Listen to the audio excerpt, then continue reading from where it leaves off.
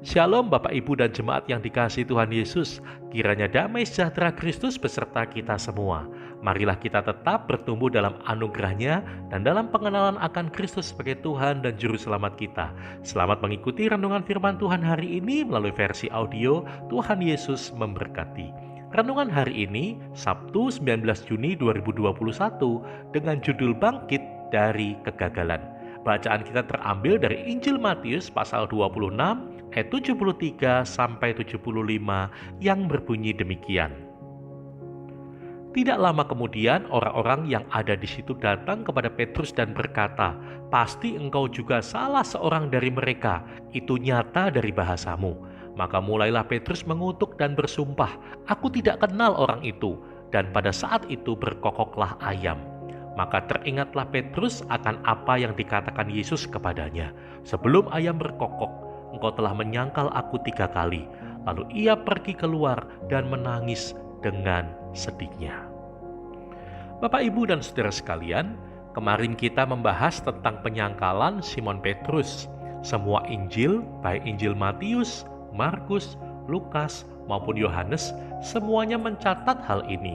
Artinya, peristiwa ini memberikan kesan yang mendalam kepada semua penulis Injil. Tentu, Petrus adalah rasul yang sangat penting, tetapi peringatan dan kejatuhan Petrus ini juga diingat dan memberi kesan yang mendalam bagi gereja mula-mula. Bahkan peristiwa ini diabadikan di banyak gedung gereja dengan menaruh ayam di atas menara gereja. Bahkan di Israel terdapat gereja Santo Peter Kaligantu. Gereja ini dulunya merupakan istana Imam Besar Kayafas dan juga dikenal merupakan tempat peristiwa Petrus menyangkal Yesus. Kata Galikantu berasal dari bahasa Yunani yang artinya kokok ayam. Letak gereja ini di sebelah timur lereng Gunung Sion di luar Yerusalem. Hal ini tentu diinspirasikan oleh peristiwa penyangkalan Rasul Petrus tersebut. Tetapi di dalam kegagalannya, Tuhan tidak meninggalkan Petrus. Tuhan kembali merangkul dan membimbing dia, sehingga akhirnya dia menjadi rasul yang setia, bahkan rela mati sebagai martir demi Kristus. Selain memberi peringatan kepada Petrus, Yesus juga berdoa baginya, "Simon, Simon, lihat, iblis telah menuntut untuk menampi kamu seperti gandum, tetapi aku telah berdoa untuk engkau, supaya imanmu jangan gugur, dan engkau, jikalau engkau sudah insyaf, kuatkanlah saudara-saudaramu." Yesus sepertinya ingin berkata kepada Petrus, "Engkau memang akan gagal, tetapi aku sudah berdoa bagimu, dan aku akan menyerahkan nyawaku sebagai jaminan bahwa doa itu pasti akan terjadi.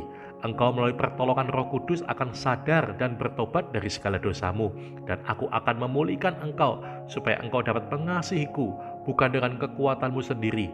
Ketika engkau sudah kembali, kuatkanlah saudara-saudaramu, gembalakanlah domba-dombaku."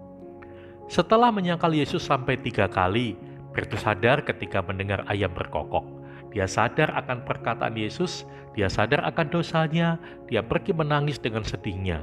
Kalau kita adalah anak-anak Tuhan yang sejati, maka kita pun bisa dengan jujur berkata kepada Tuhan, meskipun kita pernah gagal, mungkin kita sekarang dalam keadaan berdosa kepada Tuhan, biarlah kita bertobat seperti Petrus dan meninggalkan dosa-dosa kita.